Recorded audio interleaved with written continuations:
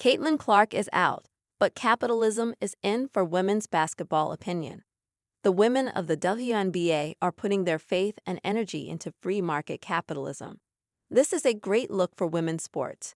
Next month will mark 3 years since Russian despot Vladimir Putin took Phoenix Mercury star Brittany Griner hostage and a week later launched the biggest land war in Europe since World War II.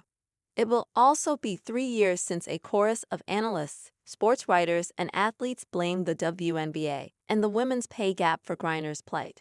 According to their logic, Griner was forced to moonlight in far-flung Russia in the off-season to supplement her paltry WNBA salary, thus making her easy prey for the Russian strongman. She was now his captive and bargaining chip. Griner herself wrote in Coming Home, her chronicle of that 10-month ordeal, that the pay gap is why I was in Russia in the first place. Her Mercury teammate, Diana Taurasi, had once put it this way: we had to go to a communist country to get paid like capitalists, which is so backward to everything that was in the history books in 6th grade. Brittany Griner now loves playing the off-season. My, how times have changed. And for the better. Listen to Brittany Griner just this week talking about moonlighting playing professional basketball in the WNBA off-season to supplement her income. I felt like something was missing in my off-season anyway. I was used to playing year-round, and then after everything that happened, I kind of felt like there was a void because I should be playing and not really being off.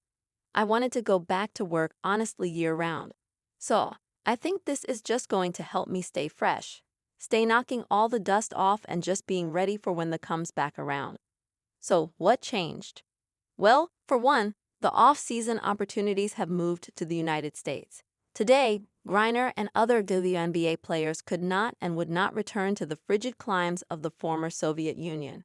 And two, the women of the WNBA have stopped kicking so hard against the realities of free markets and have instead begun to harness them. WNBA players decided to fix the pay gap. Unhappy with the pay gap between the WNBA and NBA, in which the 2022 base salary for women was $228,000, while the NBA's Steph Curry alone earned $46 million. Two of the WNBA's brightest stars have decided to do something about it.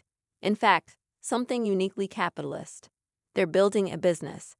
Napheesa Collier and Breanna Stewart, two of the brightest stars in the WNBA, whose teams Minnesota Lynx and New York Liberty just faced off in the 2024 WNBA Finals, have created a league of their own for the WNBA offseason.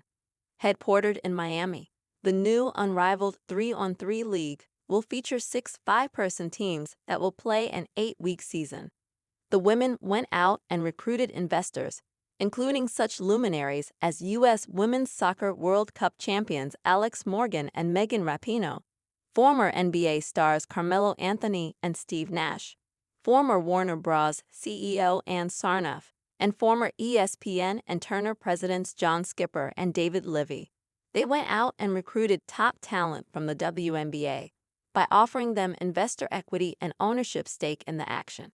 And just to show they operate as true capitalists, they put on a full-court press with a reported offer of $1 million.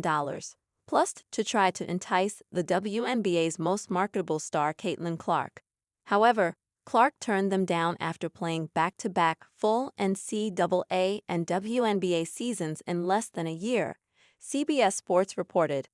Nonetheless, the new league is packed with stars like Griner and Stewart, and enthusiasm is high.